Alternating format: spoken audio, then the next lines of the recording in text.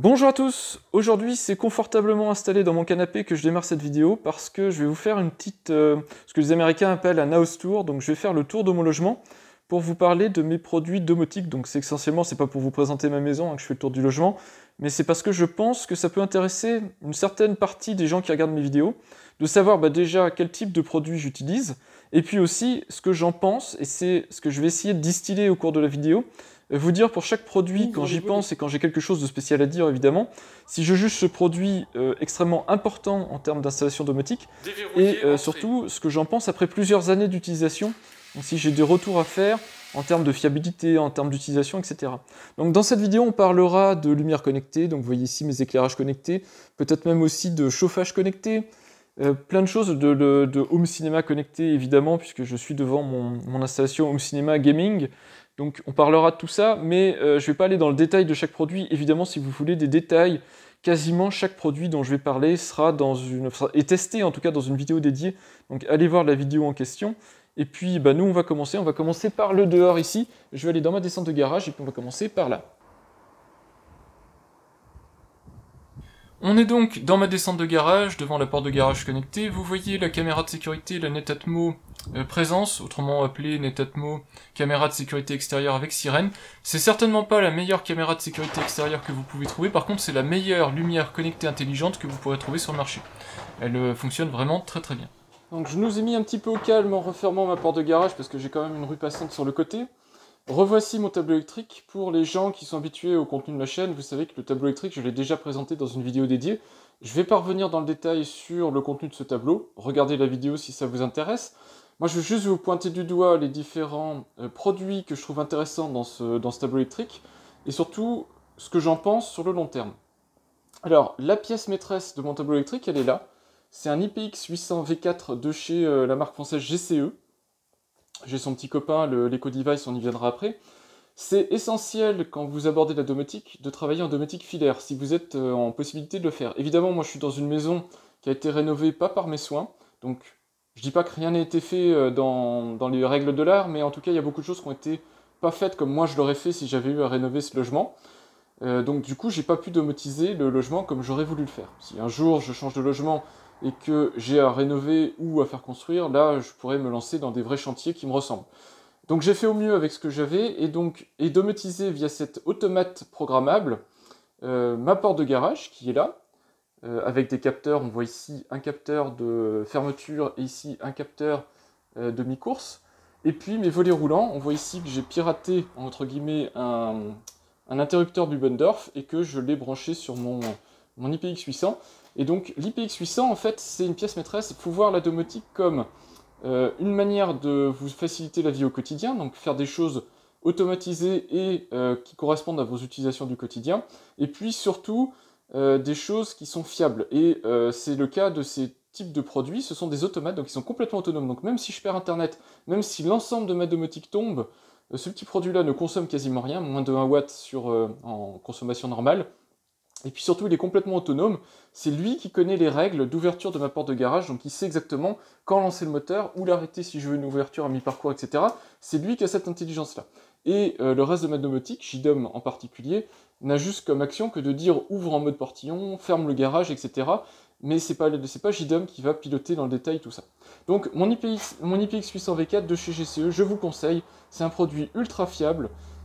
Si vous partez en domotique filaire, il a un tas d'extensions possibles pour piloter les volets roulants, les chauffages, les lumières, etc. J'aurais aimé pouvoir piloter tout ça. Malheureusement, tout ne revient pas ici au tableau, donc je ne peux pas. Mais si j'avais dû me lancer, j'aurais un tableau complet ici dédié à des produits probablement GCE, avec lumière, chauffage, volets et compagnie. L'autre truc qui est super important, et vous le voyez ici, j'ai remplacé mes télérupteurs par des modules Fibaro. On va y revenir après, puisque je vais vous montrer dans les pièces de passage, puisque ce sont toutes les pièces techniques, les couloirs et tout ça, où j'ai ces modules-là, vous allez voir que par rapport à des télérupteurs, c'est le jour et la nuit, et c'est le cas de le dire. Ça fait bien plus de choses, que ce soit au niveau du dimming, mais aussi au niveau de la temporisation. Par exemple, vous pouvez avoir un tas de fonctionnalités que vous n'avez pas avec des télérupteurs, puis surtout, vous n'avez pas le bruit clac-clac du télérupteur. Le reste, c'est mon tableau. Je vous ai expliqué que j'ai un onduleur, que tout est branché sur l'onduleur, donc caméra de sécurité extérieure, caméra de sécurité intérieure, l'accès internet. Comme ça, s'il y a une panne de courant, la domotique évidemment, hein, les switches et la domotique, comme ça, s'il y a une panne de courant, tout est redondé. J'ai même le Wi-Fi là-haut. Donc j'ai une des bornes d'accès Wi-Fi qui est sur onduleur. Comme ça, tout reste actif pendant plus d'une demi-heure en cas de panne de courant, ce qui me permet pendant un certain temps d'avoir toujours un accès au logement et de vérifier que tout va bien. Voilà concernant mon tableau électrique. Juste une petite chose pour les gens qui se posent la question, je tourne avec JDOM. J'ai essayé Home Assistant, mais pour l'instant je continue sous JDOM. Et pour vous préciser que j'ai un Raspberry Pi 2B, donc il n'y a pas besoin d'avoir des bêtes de course quand on fait de la domotique, même avec JDOM. Si vous avez des besoins qui sont bien identifiés, vous pouvez continuer à fonctionner avec un Raspberry d'ancienne génération. Ça tourne super bien, il n'est pas surchargé, tout va bien. C'est largement suffisant pour des utilisations du quotidien quand on a des besoins standards. Donc c'est pas besoin de la course à la puissance avec des Raspberry Pi 4, 8 Go de RAM et je ne sais trop quoi. On peut très bien se contenter de peu, entre guillemets. Cette clé Heliotech Z-Wave ici que vous voyez là est géniale, c'est la clé que j'ai depuis le départ, depuis que je fais du Z-Wave. C'est un produit hyper fiable qui fonctionne très très bien. Elle est équipée d'une petite batterie, donc vous pouvez la prendre avec vous et aller inclure votre module et la remettre ensuite branchée sur votre Raspberry. Et du coup, ça fonctionne pas mal.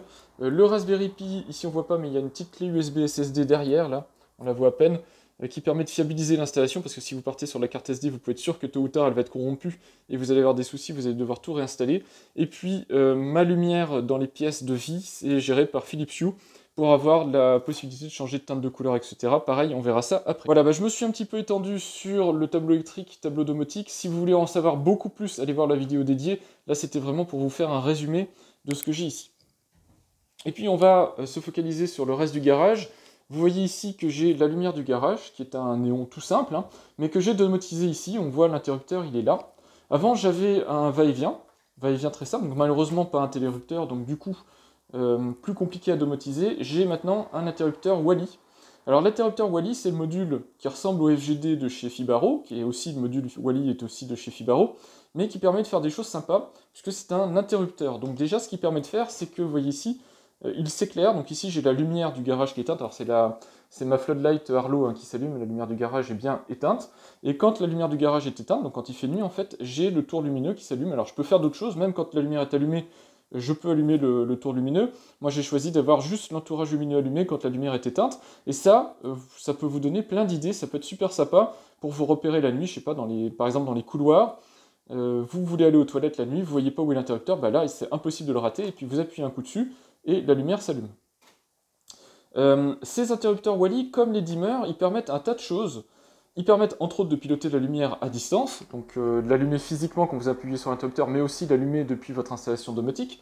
Ils permettent aussi des fonctionnalités avancées comme la temporisation. Ici j'ai une temporisation de 10 minutes, donc si jamais je viens oublier d'éteindre la lumière du garage, au bout de 10 minutes elle va s'éteindre toute seule, sans avoir besoin d'avoir recours à des produits tiers. C'est vraiment intégré dans la configuration de ce module-là, qu'au bout de 10 minutes, la lumière s'éteindra. Donc c'est ça que je trouve intéressant dans ce type de produit, vous voyez, c'est très intelligent.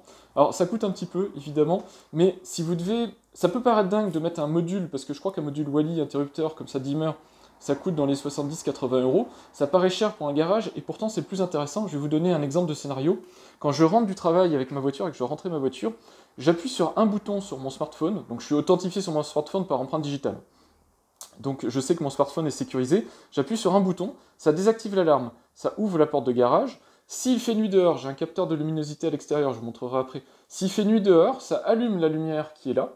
Et donc du coup, automatiquement, j'ai toutes les alarmes qui sont désactivées, donc les caméras, etc. se désactivent, donc je ne vais pas avoir de notifications inutiles. Et puis je vois clair, donc je peux faire ma manœuvre dans le garage sans que ce soit dangereux.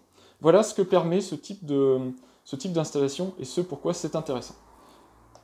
Par contre, vous voyez qu'ici, donc je me suis construit un petit mur il y a quelques temps pour avoir une isolation de l'intérieur du logement, parce que j'avais même pas d'isolation par rapport au garage. Donc je me suis construit ce que j'appelle mon entrée, et dans cette pièce-là, la lumière n'est pas domotisée. Donc j'ai un interrupteur simple et une LED simple. Alors j'ai tout préparé pour que ce soit domotisable, mais je ne l'ai pas domotisé parce que j'en ai pas le besoin. Et je vous conseille d'avoir cette démarche-là. Si vous n'avez pas le besoin de quelque chose, ne faites pas l'effort de le domotiser. Ça va être un coût à l'achat, ça va être un coût à la maintenance, ça va être un coût à intégrer, et si vous ne l'utilisez pas, ça ne sert à rien d'avoir des lumières ou des prises connectées, si au final c'est pas quelque chose que vous utilisez. Aspirateur sans fil Dyson, quelle que soit la génération, je vous conseille ce type de produit, c'est pas de la domotique, mais c'est sans fil, et c'est super pratique au quotidien, je l'avais testé sur ma chaîne, c'est un produit vraiment qui remplace avantageusement vos aspirateurs, traîneau, et en plus vos aspirateurs avec des sacs. C'est vraiment super pratique au quotidien, donc ça, si vous pouvez investir là-dessus, allez-y, ça fait vraiment le boulot pour une maison complète. On se retrouve dans mon sous-sol, c'est peut-être pas le lieu le plus sexy pour tourner des vidéos parce que c'est assez brut. Juste pour vous parler de la chaudière, j'ai une chaudière, alors elle est en fin de vie malheureusement pour elle, elle a plus de 20 ans je crois. C'est une vieille Saunier Duval F23, chaudière ventouse, donc chaudière murale. Et ce qui est intéressant de savoir quand on a des chaudières, faites très attention quand vous renouvelez votre chaudière, c'est des produits comme les moteurs de volets roulants, comme d'autres postes, qui sont amenés à rester très longtemps dans votre logement. Je sais pas si toutes les chaudières font 20 ans, ce type de chaudière-là, probablement pas. Mais 10 ans, c'est sûr, 15 ans, probablement.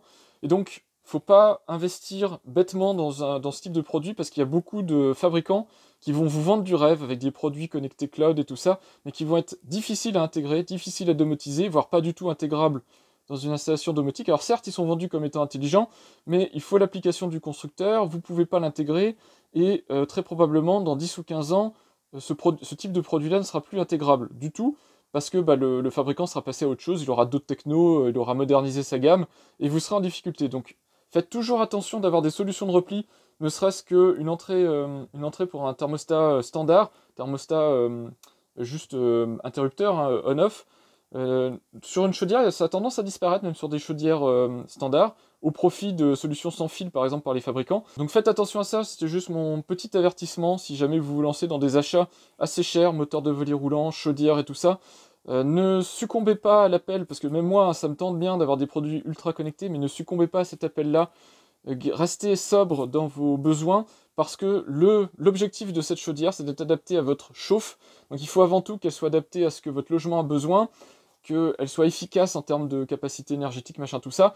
Là, la partie domotique, ça doit être au second plan. C'est bien si elle est connectée, c'est bien si vous pouvez la connecter, mais c'est bien aussi si elle est simple en termes de domotisation, parce que du coup, vous vous y retrouverez sur le long terme. Sous cette chaudière, j'ai aussi un détecteur d'inondation de chez Fibaro. C'est pareil, c'est des petits produits qui coûtent cher, mais comme mon mur ici prend de temps en temps l'eau quand il pleut énormément, ou parce que au-dessus j'ai la chaudière et qu'il peut y avoir, je vous montre un exemple, hein.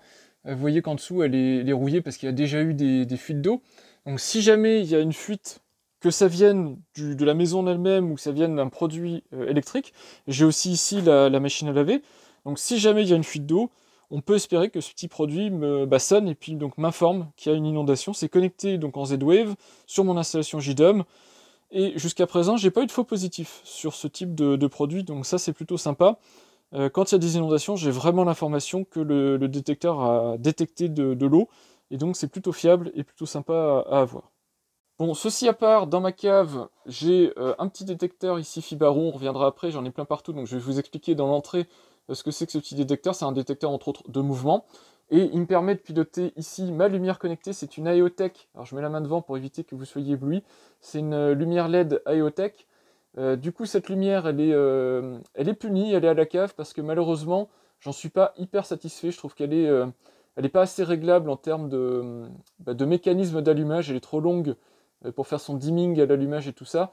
Et donc, elle est punie, elle est à la cave, elle est pas si mal que ça, cette lumière LED, mais par rapport à du Philips Hue, moi je préfère ma gamme Philips Hue, donc je l'ai punie, je l'ai mise là. Un autre produit qui est puni, c'est mon interrupteur Nodon Z-Wave, puisqu'il marche très mal. Souvent, quand j'appuie, donc lui déjà il est censé être couplé avec mon ampoule, mais souvent ça marche pas, donc j'ai une solution de repli avec mes scénarios JDOM, mais souvent il n'envoie pas les commandes à JDOM. C'est le seul produit Z-Wave avec lequel j'ai autant de mal et je sais pas pourquoi. Donc lui aussi il est puni, il est à la cave et il me sert finalement assez peu. Et puis ici j'ai mon petit module Wi-Fi Bluetooth Nuki qui est connecté à ma serrure connectée justement, qui c'est ma passerelle qui me permet de piloter ma serrure Nuki à distance, et je vais vous montrer tout de suite en quoi ça consiste. Alors ici j'ai toujours mon plafonnier Philips que j'ai toujours pas installé, qui doit me servir normalement à faire de la lumière quand je tourne mes vidéos. La pièce maîtresse elle est là, ma serrure Nuki qui me permet donc déjà d'ouvrir à distance la serrure, mais aussi d'être notifié. On devrait voir la notification apparaître sur ma montre. Donc dès que quelqu'un ouvre la porte, que ce soit en termes de verrou ou en termes d'ouverture de porte, j'ai une remontée en notification ici qui m'indique que la porte est ouverte. Donc c'est plutôt sympa. On va faire un petit tour dehors, je vais vous montrer exactement ce que je voulais vous dire. Donc sonnette connectée, ici on voit qu'elle m'a détecté, puisqu'elle clignote en rouge. ce qui peut être décourageant pour quelqu'un qui vient sonner. La lumière Philips Hue ici, extérieure, qui permet d'éclairer donc mon allée. Juste, je voulais vous montrer, je ne sais pas si on voit bien, mais elle commence déjà à se dégrader. Je vous avais dit qu'il y avait un risque sur ce type de luminaire, parce que ça vieillisse mal, et on voit que c'est le cas. Ça commence tout doucement, l'aluminium et la peinture commencent à s'abîmer. Donc voilà, c'était pour vous faire un retour. Ça me permet ici, cette lumière, d'éclairer mon allée, et puis d'avoir de la couleur si je veux mettre de la couleur, mais je n'utilise pas beaucoup pour ça. Dans le jardin, j'aimerais bien à terme mettre un robot tondeuse connecté. On verra si un jour j'ai l'opportunité de le faire. Sonnette connectée, donc je vous en parle pas plus parce que je suis en train de la tester, j'en suis pas hyper content. Donc ce sera l'occasion plus tard de vous en parler. Donc cette serrure Nuki, elle est évidemment motorisée. Donc là, elle vient de se fermer de manière automatisée, enfin motorisée. Je peux la piloter évidemment avec un smartphone, depuis mon intégration JDOM, depuis l'application Nuki. Et donc c'est vraiment ultra pratique parce que ça permet à distance d'ouvrir ou de fermer le logement. Voilà, c'est sécurisant parce qu'il n'y a pas de risque, c'est le cylindre d'origine de la serrure, et en même temps ça permet un tas de fonctionnalités. Alors cette serrure, j'en suis hyper content, je l'ai depuis 1 an. Franchement, si elle tombait en panne ou s'il y avait un souci quelconque ou si je devais en changer de logement et que je l'avais plus, bah, j'en rachèterais une immédiatement. Il y a juste un truc que je vais vous montrer. Pour ça, il faut que je la démonte. Alors avec une main, ça va pas être facile, mais je vais quand même essayer. Voilà, donc là je vais retirer son pack batterie. Alors Nuki va sortir très prochainement un pack avec des batteries, enfin un pack batterie, donc ça tout en un en fait, avec une petite surépaisseur en dessous et un chargeur USB-C. Moi je ne l'ai pas encore, peut-être je pourrais le tester, je ne sais pas, je verrai plus tard. Toujours est-il qu'ici, j'ai changé les piles d'origine qui sont des Duracell par ces accus Enloop Pro, qui sont des accus qui permettent d'avoir quand même quasiment une double autonomie. C'est-à-dire là je suis à plus de 6 mois d'autonomie avec ce type d'accu là. Et puis bon évidemment c'est rechargeable, donc c'est beaucoup mieux que d'avoir des produits, des piles en fait que vous jetez à chaque fois. Et le truc que je voulais vous montrer, pour ça il faut que je retire la serrure. C'est pas facile hein, de le faire comme ça en live, mais je vous le fais en live. Donc là j'ai retiré la serrure, vous voyez la clé d'origine. La serrure à l'origine, je vous avais montré, je l'avais installée avec un plateau autocollant sur la poignée de porte de la maison. Malheureusement, avec l'été, avec les différentes manipulations et tout ça, eh bien, la colle a commencé à se retirer. Alors ça a beau être un double face ultra fort, ça ne me tenait plus, j'ai remis du double face, mais ça allait pas. Donc ce que j'ai fait, j'ai pris le plateau B, qui est le plateau autocollant, toujours, mais je l'ai perforé, donc j'ai pris une perceuse, j'ai pris un forêt métal, un petit peu d'huile, et j'ai percé ce plateau, et donc vous voyez que par la deuxième vis, en fait, vous voyez qu'ici il y a les 2 vis de la poignée de porte de la porte, et bien c'est la vis de la poignée de porte qui vient tenir le plateau, ce qui me permet, comme ça, d'avoir une fixation très solide. Alors certes, c'est tenu par qu'un point, mais c'est quand même de l'acier sur de l'acier, ça ne bouge plus, et donc c'était ce que je voulais vous montrer.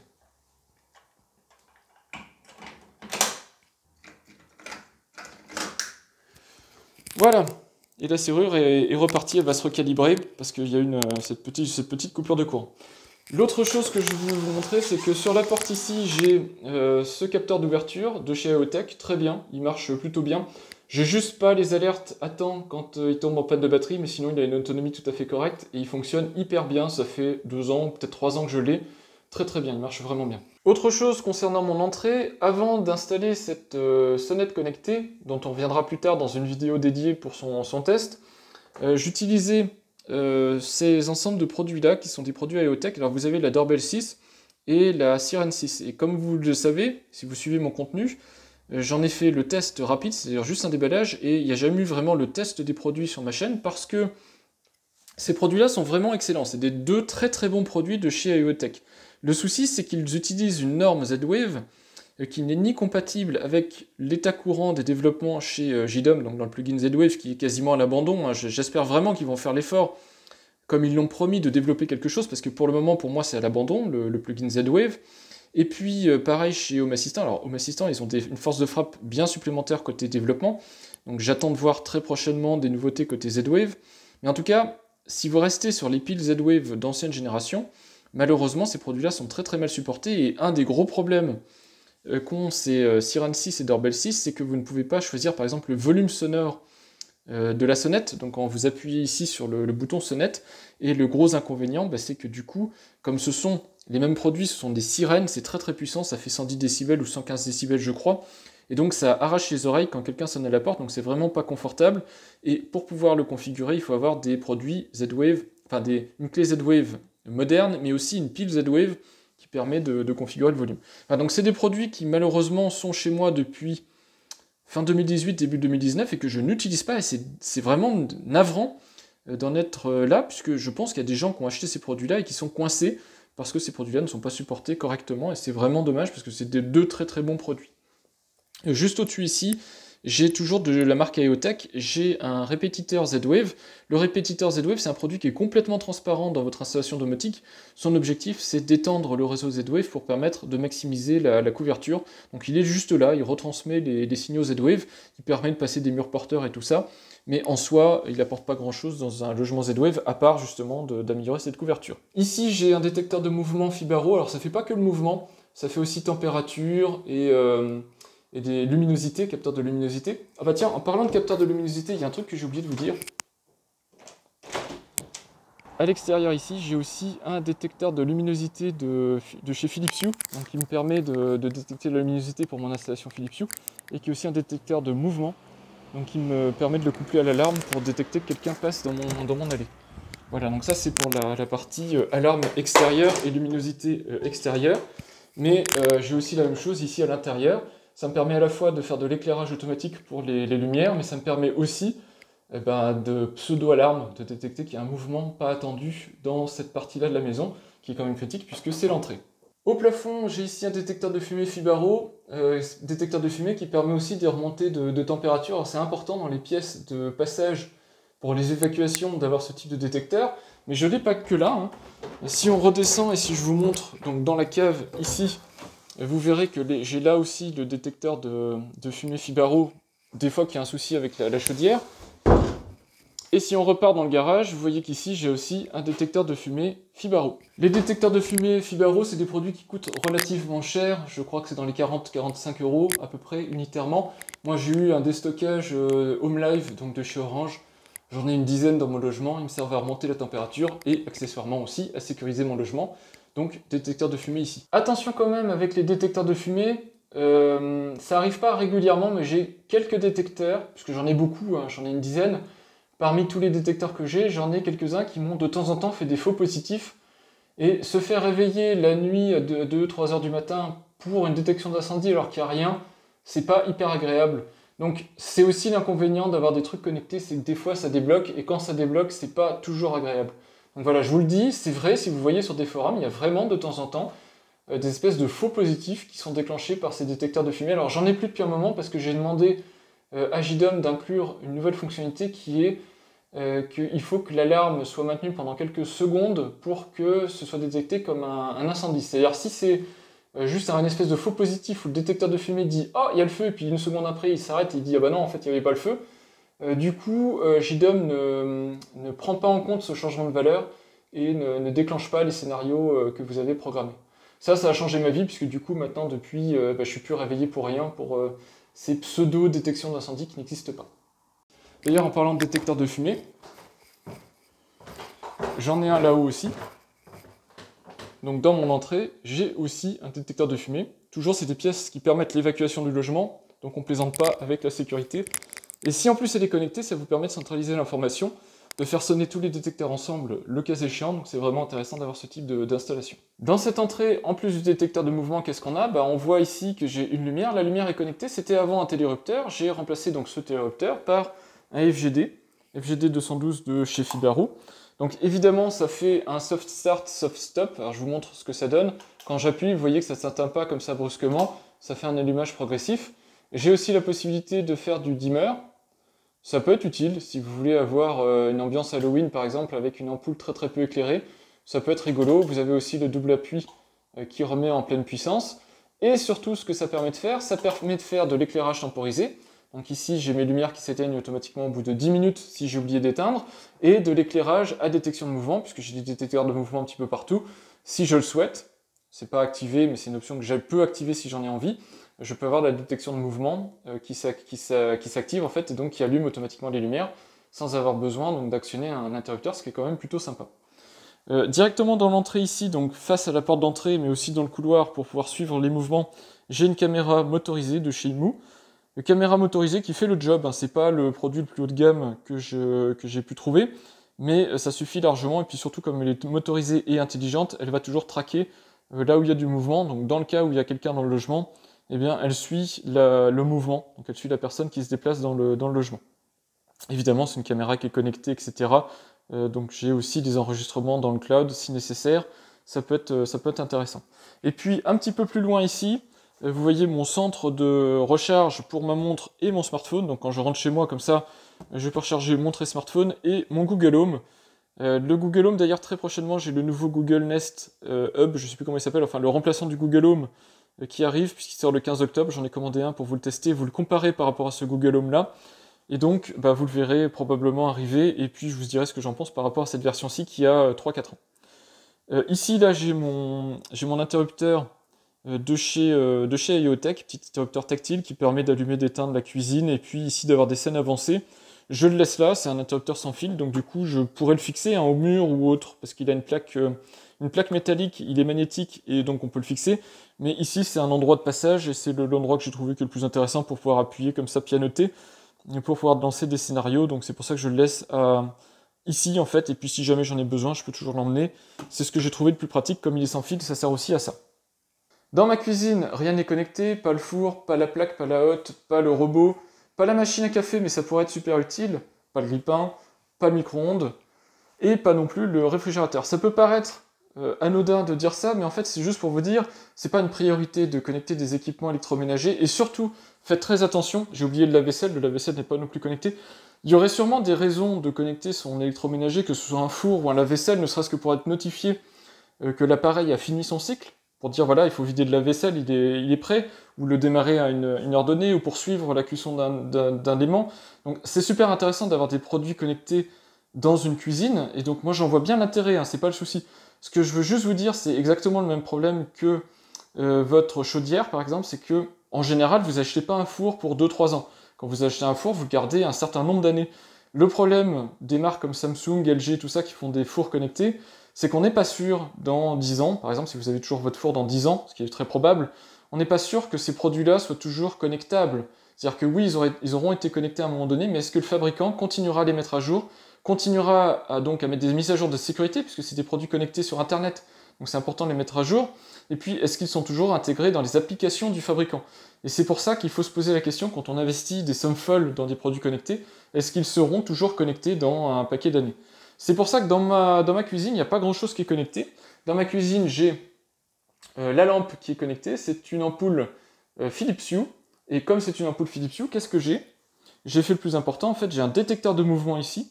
Donc le détecteur de mouvement est placé de manière à ce qu'il ne prenne aucun faux positif, donc quand on passe dans le couloir, pas de risque qu'il s'active tout seul. Et ici j'ai un dimmer pour pouvoir piloter si je veux des scènes dans la cuisine. Alors cet éclairage Philips Hue, pourquoi Philips Hue?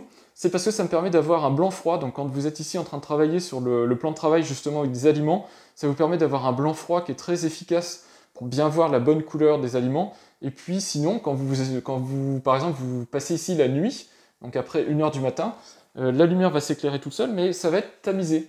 Automatiquement, la lumière ici va être très douce, de manière à ne pas éblouir, donc si vous avez besoin d'aller vous laver les mains ou autre dans la cuisine, eh bien ça va être tamisé.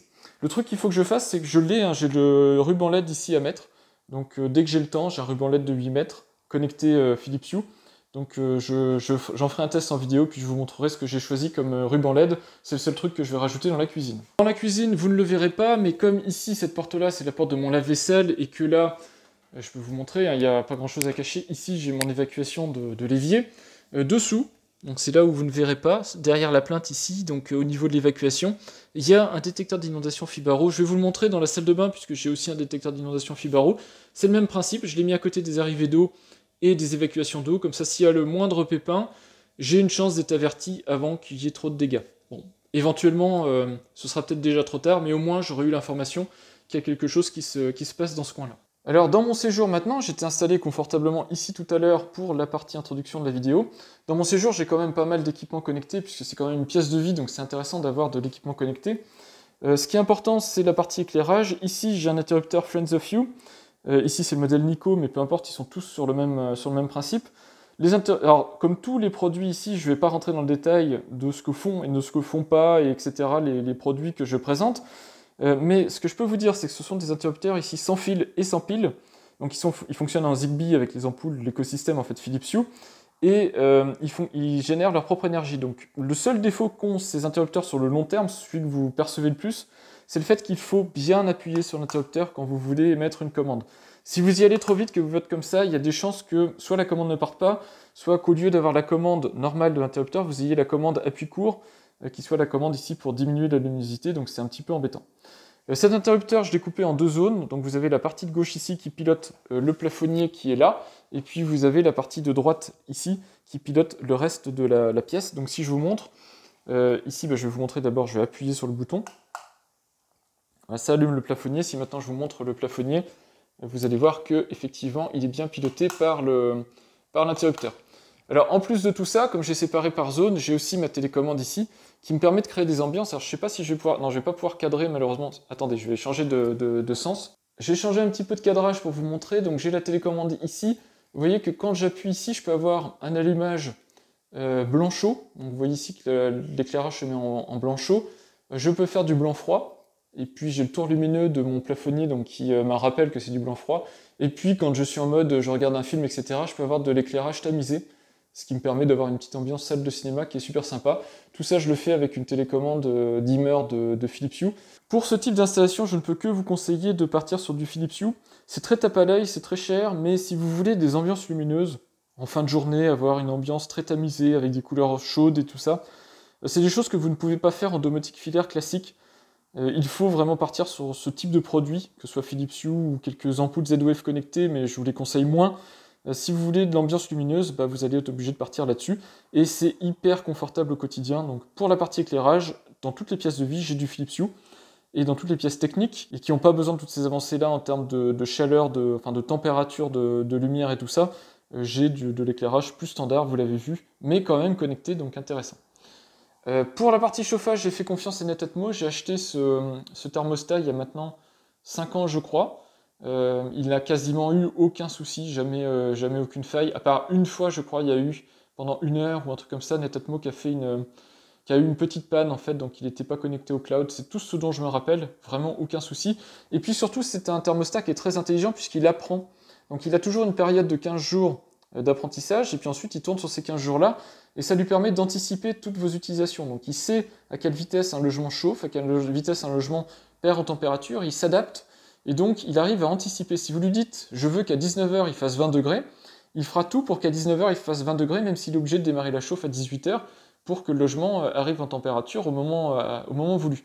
Donc très intelligent ce thermostat. Je ne sais pas, je pense pas qu'il fasse des économies d'énergie, contrairement à ce que revendique Netatmo, mais très intelligent en termes de chauffe, il est toujours fiable, et ça c'est ce dont j'ai besoin en fait, j'ai besoin de fiabilité avant tout.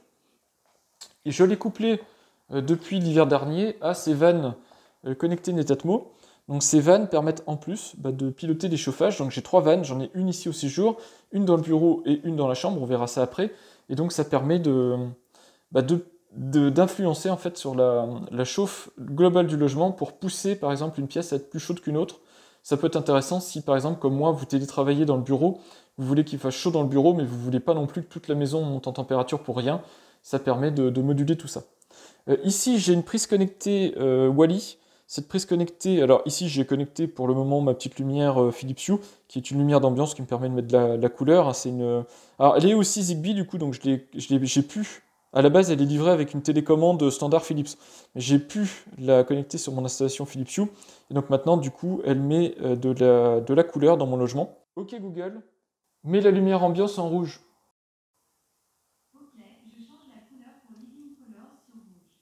Voilà, donc c'est le genre de choses que fait mon installation domotique, ça permet de mettre une petite teinte de couleur, que ce soit du rouge ici pour donner l'impression qu'il fait chaud, mais aussi des couleurs variées. Donc elle est branchée sur cette prise-là sur laquelle je peux brancher plein d'autres choses, ça surveille ma consommation, elle peut s'éclairer, elle peut s'allumer, tout ça. Je vous renvoie vers mon test de la prise Wally, et puis ici, cette prise Wally sert aussi, comme elle est connectée sur le réseau électrique, elle sert à mon maillage de réseau Z-Wave, puisqu'ici, j'avais une zone qui n'était pas très bien couverte en Z-Wave, qui avait des petits soucis, donc du coup ça a corrigé ce problème-là. Dans mon séjour, j'ai un robot aspirateur qui est malheureusement non connecté. Je pense que j'en testerai un connecté prochainement si ça se fait. En tout cas, j'aimerais bien avoir un robot aspirateur connecté, mais actuellement, c'est pas une priorité d'en avoir un. J'ai un robot aspirateur, il se lance quand il faut, donc ça me suffit largement. S'il était connecté, ça serait un plus, mais c'est pas quelque chose que je recherche absolument. Alors l'installation au cinéma maintenant, évidemment, cette installation est connectée, j'ai une télé connectée, mon ampli, ici c'est un ampli Onkyo qui est compatible avec tous les services connectés d'écoute musicale, en particulier Chromecast, donc c'est super pratique avec ma Google Home que vous avez vu tout à l'heure. J'ai ici mon petit lecteur multimédia de chez Logitech, donc la Squeezebox. Et ce qui est super intéressant, c'est de voir aussi, alors je vais vous montrer, j'ai une télécommande connectée. Et ce module ici va avec la télécommande connectée, donc je vais vous montrer ça tout de suite. La télécommande est derrière en fait, parce que c'est plus esthétique. Donc c'est une télécommande connectée. Ce module ici est connecté en sans fil à la télécommande, mais aussi à mon smartphone. Et donc depuis mon smartphone, je peux, c'est un système Harmony donc chez Logitech. À l'époque, Logitech voulaient revendre leur marque de télécommande, donc du coup ça s'appelle Harmony, et il n'y a plus la marque Logitech sur les produits, mais ça reste du Logitech. Je crois qu'ils ont changé d'avis, j'espère qu'ils vont pas changer d'avis à nouveau, parce que ce sont des super produits, hein, les télécommandes Harmony, franchement si vous pouvez investir, c'est super. Donc ça permet de dialoguer avec quasiment tout, en infrarouge, mais aussi sur d'autres protocoles comme le Bluetooth. Donc si par exemple vous avez des produits, je me rappelle de la PS3 par exemple, qui était Bluetooth avec sa télécommande, ça parle en Bluetooth à la télécommande. Et donc ça vous permet d'avoir des scénarios, donc quand par exemple je dis allume la Xbox, ça va allumer ma Xbox, ça va allumer mon ampli, ça va le mettre sur l'entrée Xbox, ça va allumer la télé, ça va la mettre sur l'entrée qui correspond à la sortie HDMI 1 de cet ampli-là. Donc ça fait tout seul, et du coup après ça vous avez une télécommande et vous avez l'impression d'interagir avec un seul produit, alors que vous en avez 3-4 d'allumés, c'est vraiment génial. C'est vraiment top, et puis ça je l'ai depuis des années, et puis c'est très très fiable, hein. J'ai pas de souci de fiabilité avec. Et donc ce qui est top, c'est que ça, vous pouvez l'intégrer avec votre domotique, alors soit avec JDOM, soit avec un Google Home. Alors malheureusement, l'intégration Google Assistant est vraiment à la ramasse, hein. Logitech a même pas fait la traduction, je crois. Donc ça, c'est pas terrible, mais du coup, j'en ai pas besoin. Et juste pour conclure là-dessus, pour la partie home cinéma, installation, etc. de votre logement. Moi, je trouve que ça fait très gadget d'avoir des scénarios du genre je lance un film, atténue les lumières, etc. Donc je l'avais intégré, ça fait très gadget, ça fait son effet, mais franchement, je l'utilise jamais. Donc du coup, j'ai désactivé tout ça, j'ai tout enlevé, et j'utilise maintenant mon installation sans vraiment grosse intégration domotique parce que j'en vois franchement pas l'intérêt. C'est-à-dire se dire je lance un film et mes volets roulants vont se fermer et mes lumières vont se tamiser. Oui, je l'avais câblé, oui, oui, je l'avais configuré, oui, ça se fait, mais franchement, quand on l'utilise au quotidien, ça ne sert à rien. Donc j'ai tout désactivé parce que au final, c'est très, très tape à l'œil, mais c'est pas très utile parce que la plupart du temps, soit vos volets roulants sont déjà fermés, soit vous voulez pas les fermer parce que vous voulez juste regarder comme ça vite fait une petite série. Donc au final, vous vous mettez plus souvent à être embêté parce que c'est en place que à l'utiliser. Donc comme toute installation domotique, faites en fonction de vos besoins, pas en fonction du côté showroom de l'installation. Si vous en avez besoin, bah allez-y, lancez-vous, c'est très facile à faire une fois que vous avez tout connecté. Vous pouvez avoir ce type de scénario où les lumières se tamisent et les volets roulants s'éteignent. Mais si c'est pas votre utilisation, dans ce cas-là, zappez le truc et n'intégrez pas votre installation domotique, ça ne servira à rien. Donc moi je peux, de l'autre bout du monde, allumer, éteindre la télé et tout ça, mais je le fais pas. Mais si j'ai envie, je pourrais le faire, si j'en avais besoin, ce serait tout à fait possible, puisque ce centre-là, Harmony, est connecté sur mon installation JDOM, et donc ensuite je peux envoyer les commandes infrarouges que je veux. Donc même s'il y avait une pompe à chaleur ou un poêle granulé par exemple dans la pièce, je pourrais le déclencher à partir de ce produit-là, puisque a priori ça émet tout type de commandes infrarouges. Caché derrière mon téléviseur, j'ai une station météo Netatmo. J'en ai jamais vraiment parlé en vidéo, c'est pas un produit que j'ai testé ou autre. Pour autant, je l'ai depuis 4 ans, je crois. Si vous êtes fan de données météo, c'est un très très bon produit parce que vous pouvez le coupler derrière avec des anémomètres, des pluviomètres, tous ces genres de capteurs qui sont assez pointus en termes de météorologie. Par contre, si c'est juste comme ça pour avoir les données météo, ça coûte quand même cher pour ce que c'est, je trouve.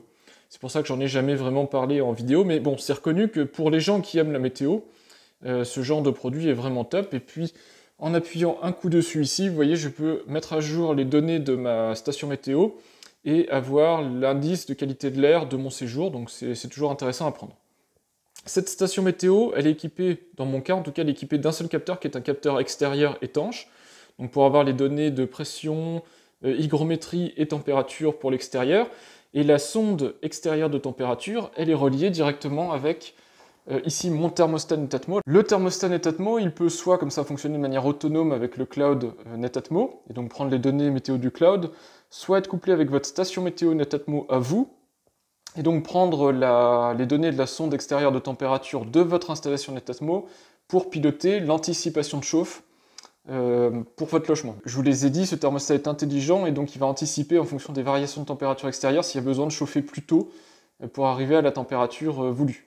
Voilà, donc c'est un couple qui est assez intéressant mais qui n'est pas nécessaire. Le thermostat fonctionne très très bien, même tout seul, sans station météo. J'ai vécu 1 an juste avec le thermostat sans la station météo, ça marchait bien.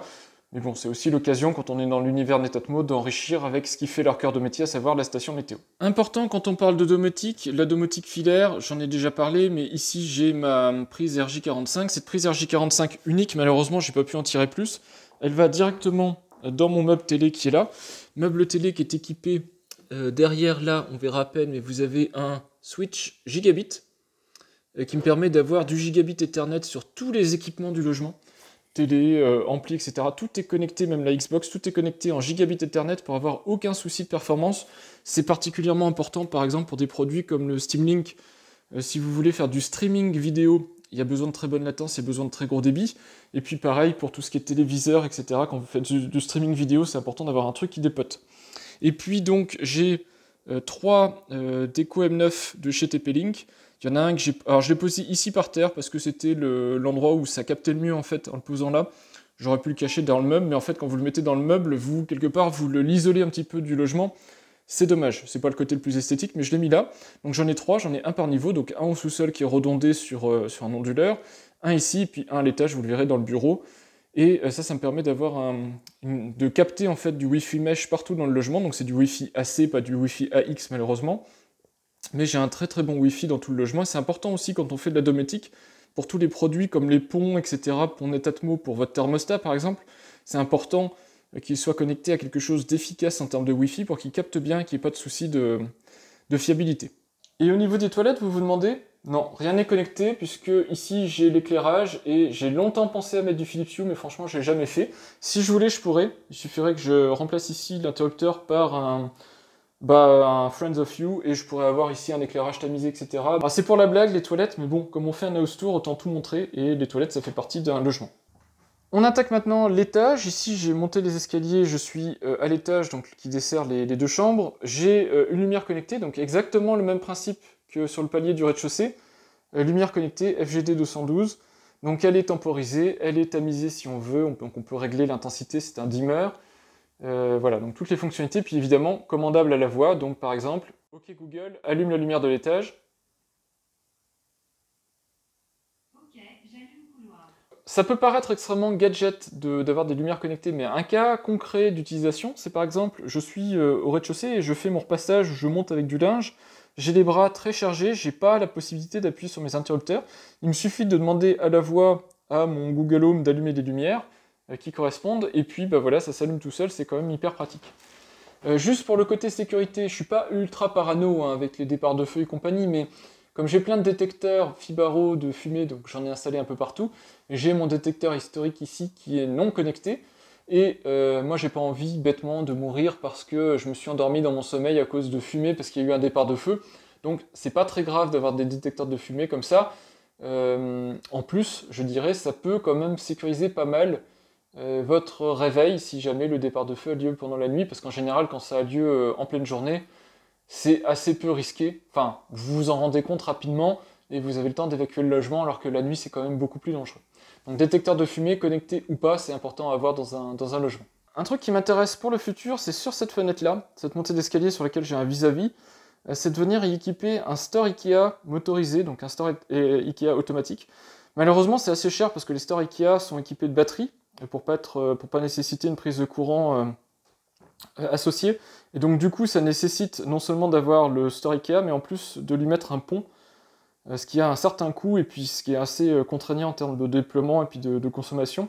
Mais en tout cas, voilà, c'est du Zigbee et ça me plaît bien et je pense que je craquerai tôt ou tard pour ce type de produit, donc un store connecté. C'est pour me couper le vis-à-vis par rapport à mes voisins qui ont une vue plongeante sur ma montée d'escalier et donc les chambres. Quand vous êtes en pyjama ou même moins bien habillé, vous n'avez pas spécialement envie que vos voisins puissent jeter un coup d'œil chez vous. Donc c'est pour ça que avoir un store connecté, c'est quand même assez sympa pour pouvoir fermer automatiquement dès qu'il fait sombre, donc en même temps que les volets roulants se ferment. Dans cette zone-là, en plus de la lumière connectée, j'ai aussi ici toujours un capteur Fibaro, capteur de mouvement, de température, de luminosité, ce qui me permet de piloter automatiquement la lumière, donc lumière connectée, qui peut s'allumer automatiquement sur mouvement quand il fait suffisamment sombre dans la montée d'escalier. C'est pas quelque chose que j'utilise au quotidien, mais j'ai l'option de l'activer si je le souhaite. C'est plutôt pratique. Ma chambre, c'est pas la pièce la plus connectée du logement, mais quand même, il y a de petites choses intéressantes à montrer. Je vais commencer par le tableau, il n'est pas connecté, mais c'est mon frère qui a pris la photo, donc ça me paraît intéressant de vous le partager. Je crois que j'avais déjà montré dans une autre vidéo. Alors, si ça vous plaît, n'hésitez pas à le dire dans les commentaires. Donc dans ma chambre, j'ai ici cette lumière qui est connectée. En plus, j'aime beaucoup l'abat-jour. Je l'avais trouvé, je crois, à Castorama. J'aime énormément l'effet qu'il a. Il est découpé au laser. Et donc, c'est à nouveau une ampoule Philips Hue, hein, comme toutes les pièces de vie, entre guillemets, de mon logement, j'ai du Philips Hue. Et cette ampoule, elle est pilotée ici par le petit Smart Switch de chez Philips Hue. C'est pas que j'en suis pas hyper content, il fonctionne très bien. J'aime bien le fait que sa plaque est assez large pour cacher ici le boîtier électrique, donc du coup c'est beaucoup mieux intégré que les dimmer switch quand vous les mettez au mur. Ce qui me dérange avec ce petit interrupteur, c'est surtout que de temps en temps il a des ratés. Je sais pas pourquoi, c'est le seul produit Philips Hue que j'ai dans mon logement qui a de temps en temps des ratés, c'est-à-dire que quand j'appuie, il se passe rien parce que c'est comme s'il n'était pas connecté sur le réseau Zigbee, comme s'il sortait de veille, je sais pas trop, mais de temps en temps j'ai des ratés et ça j'aime pas du tout. Un produit qui a des ratés, j'aime pas. Parce que au quotidien, c'est pénible en fait. Quand vous appuyez et puis qu'il y a une chance sur 10 que ça réagisse pas, voilà, vous êtes un peu anxieux en fait. Vous rentrez dans la pièce, vous appuyez, puis vous commencez à marcher, puis vous vous rendez compte que l'interrupteur n'a pas réagi. C'est quand même hyper pénible. Donc il le fait pas souvent, mais il le fait suffisamment souvent pour que ce soit embêtant au quotidien. Par contre, ça reste un super petit produit hein, qui est détachable, donc du coup, si vous voulez emmener l'interrupteur pour le mettre en tête de lit, c'est possible. Et puis surtout, j'ai des scénarios, donc je peux avoir un truc ultra tamisé. Et quand on se réveille le matin et qu'on a une lumière tamisée, c'est quand même top. Alors quand je parle de se réveiller le matin, c'est parce que j'ai aussi ici tout le temps, je la laisse là, elle est vraiment là au quotidien. J'ai ici sur la table de chevet un dimmer à demeure qui me permet de faire un va-et-vient. Et donc, quand je me lève le matin, j'appuie et j'ai une lumière tamisée qui m'évite de m'éblouir. Dernière chose, j'ai ici donc la vanne connectée de chez Netatmo qui me permet de moduler la température du logement pour ma chambre. Et donc, ça m'évite d'avoir trop chaud, puisqu'une chambre, en général, on évite de trop chauffer.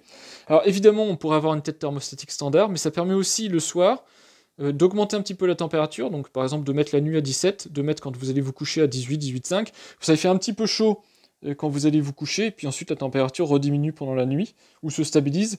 Voilà, ça permet de faire des petits scénarios comme ça, c'est assez sympa. Par contre, ça coûte horriblement cher, les têtes thermostatiques Netatmo, donc c'est pas non plus une priorité dans un logement. Si vous avez des têtes thermostatiques standards, c'est très bien aussi. Voilà, et puis c'est tout concernant ma chambre, hein, j'ai pas plus. Je pourrais avoir un LED strip et tout ça en tête de lit, mais j'ai pas ça. Vraiment, en termes de connexion dans ma chambre, j'ai pas grand-chose. Enfin, de produits connectés dans ma chambre, j'ai pas grand-chose.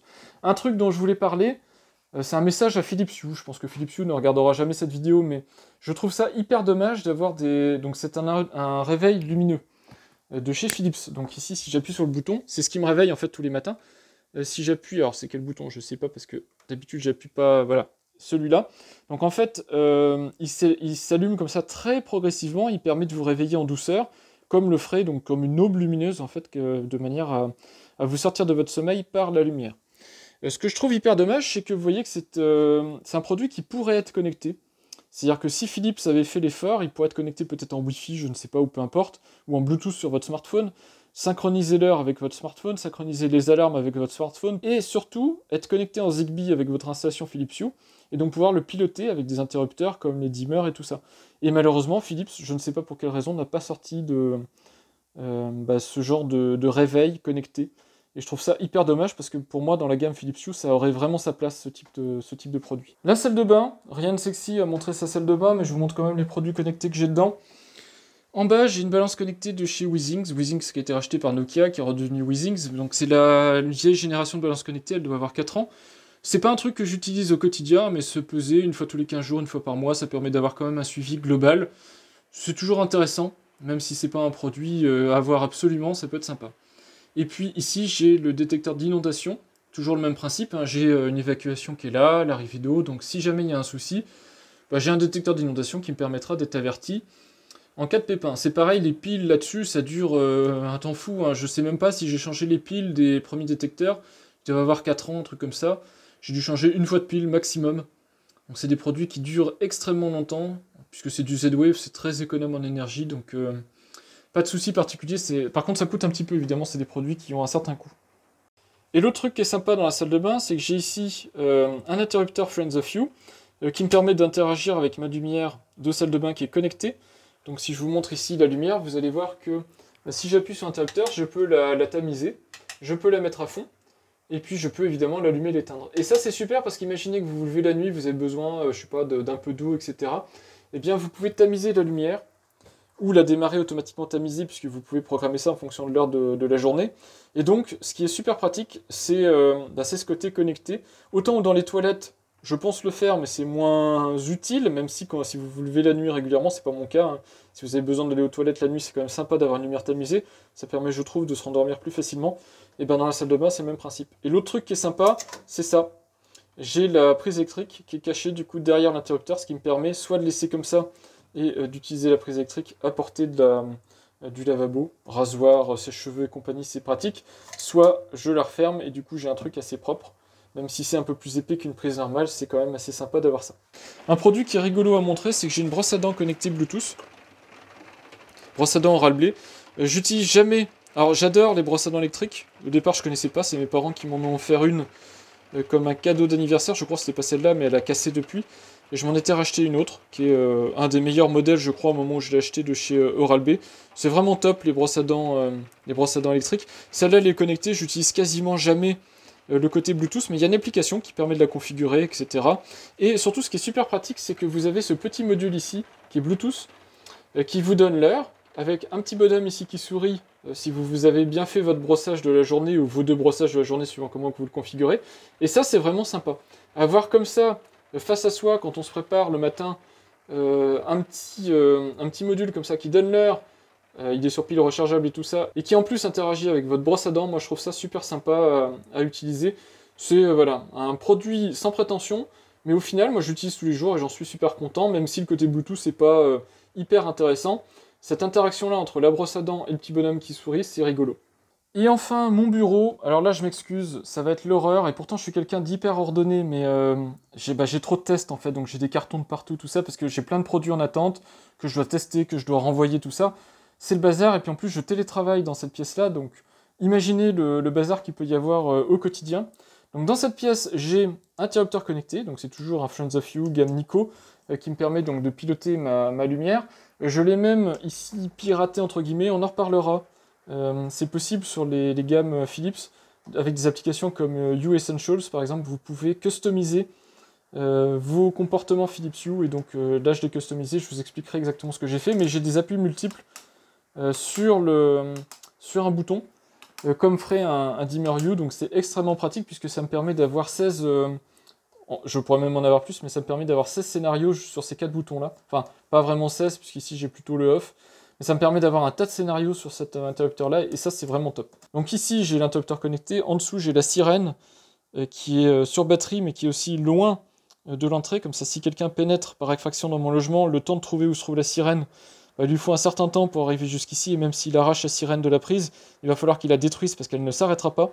Une fois qu'elle est lancée, elle est sur batterie, donc il faudra la détruire pour l'arrêter. Si je rentre dans la pièce, vous allez voir là-bas, j'ai mon détecteur de mouvement. C'est pas qu'un détecteur de mouvement, il sert aussi de détecteur de luminosité, de détecteur de température. Donc ça remonte un tas d'informations à mon installation domotique pour un suivi, donc pour la pièce. Donc assez sympa, je l'ai mis là parce qu'il est orienté vers l'entrée du bureau. Donc voilà, le reste n'est pas connecté, j'ai un piano non connecté, j'ai une télé d'ancienne génération sur lequel est branché mes vieilles consoles et tout ça. Vous voyez tous les cartons, la caméra, tout ça, tous les trucs qui me servent à tourner au quotidien. Même sur mon canapé, je commence à plus avoir de place tellement j'ai de trucs à tester, de trucs à vous parler, tout ça. Donc ça devient vraiment le bazar. C'est pas que je me plaigne, hein, c'est très sympa de tester des produits, mais vous voyez que ça commence à envahir pas mal mon espace. Ici, j'ai la vanne connectée bureau, donc qui me permet ici de moduler la température du bureau. En ce qui concerne l'installation dans le bureau, donc j'en ai fait une vidéo dédiée si vous voulez savoir de quoi je suis équipé en termes d'écran, de PC, de clavier, tout ça. Donc ça, je vous laisse consulter la vidéo dédiée. Moi, ce que je veux vous montrer ici, c'est juste la partie domotique. En termes de domotique, c'est l'éclairage ici qui est principal. Donc en plus de l'interrupteur Friends of You que vous avez vu à l'entrée ici, j'ai fixé en magnétique sur le côté de ma tour, donc facile d'accès quand je suis assis à mon poste. J'ai ce dimmer You. Si j'allume ici, donc ça se met par défaut dans le dernier état connu, je vous ai fait un petit truc coloré pour vous montrer. J'ai deux Uplay, les Uplay qui me permettent d'être synchro avec ce qui s'affiche à l'écran si nécessaire. J'utilise pas tant que ça, mais ça peut être sympa pour synchroniser avec la musique ou avec la vidéo que vous regardez. Surtout, ça me donne une petite touche, une petite note colorée d'arrière-plan pour éviter dans la pénombre quand je travaille le soir. C'est quand même super agréable, en plus d'avoir de la lumière colorée. J'ai ici la lampe de bureau qui est une U-Color de dernière génération, donc qui permet d'avoir aussi de la lumière directement sur le bureau si j'en ai besoin, et le plafonnier a lui aussi une ampoule couleur, donc ça me permet d'avoir de la couleur. Alors évidemment, je suis pas dans cet environnement-là au quotidien, hein, là c'est très coloré exprès pour la démo, c'était pour vous montrer que j'ai quand même un éclairage satisfaisant. Je réfléchis à mettre un LED strip, mais franchement, ça je pense que je le ferai pas, je le mettrai plutôt au niveau de mon meuble télé en dessous, au rez-de-chaussée, je trouve ça plus intéressant. L'autre petit truc que je peux vous montrer, c'est que j'ai aussi une prise connectée. Alors évidemment, cette prise connectée a des mesures de sécurité, parce que si jamais elle vient se couper, elle coupe tout le PC, etc., donc c'est pas super intelligent. Moi, si je l'ai fait, c'est pour pouvoir, si j'ai besoin, la couper à distance, et aussi si j'ai besoin, enfin surtout c'est ça que j'ai besoin, c'est de suivre la consommation. Donc ça me permet d'avoir cette prise-là, une mesure de la consommation, donc vérifier si j'ai bien éteint l'ordinateur, ou s'il est allumé, combien il consomme quand je suis en mode rendu de vidéo, parce que ça consomme à mort quand je fais du rendu de vidéo, mais aussi quand je télétravaille, etc., pour suivre un petit peu la console électrique, puisque c'est quand même un poste qui consomme pas mal quand je suis dans le bureau. Voilà, bah c'est là-dessus que je conclus cette vidéo sur mon House Tour 2020 domotique. J'espère que ça vous aura intéressé. J'ai essayé en tout cas d'y mettre le maximum d'informations dans un minimum de temps, mais je pense que la vidéo va quand même durer une éternité, hein. Je pense que je vais être autour des 1 heure, même en faisant un montage tendu. En tout cas, si vous avez des questions, des demandes d'informations complémentaires, etc., n'hésitez pas donc à mettre les questions dans les commentaires sous la vidéo. Moi, je me ferai un plaisir d'y répondre et puis d'essayer de vous apporter les informations qui vous manquent. La plupart des produits que je vous ai présentés ici dans cette vidéo, c'est des produits que j'ai testés intensivement, donc au moins pendant plus d'1 mois, mais maintenant qu'ils sont installés dans mon logement, c'est des produits que j'ai depuis, pour certains, 2 ans, 3 ans, 4 ans, donc j'ai un très très bon retour sur ces produits-là. Si je les ai toujours, c'est forcément que je les apprécie, donc si vous les voyez dans les vidéos, c'est que j'ai pas trouvé de points majeurs qui font que je souhaite m'en séparer. Voilà, bah j'espère que ça vous aura intéressé, n'hésitez pas à me poser des questions, donc si vous en avez, et puis sinon, bah, je vous dis à bientôt pour de prochains tests et de prochaines vidéos sur la domotique, mais aussi sur d'autres sujets, puisque vous savez que ma chaîne est assez variée en termes de contenu. Merci et au revoir.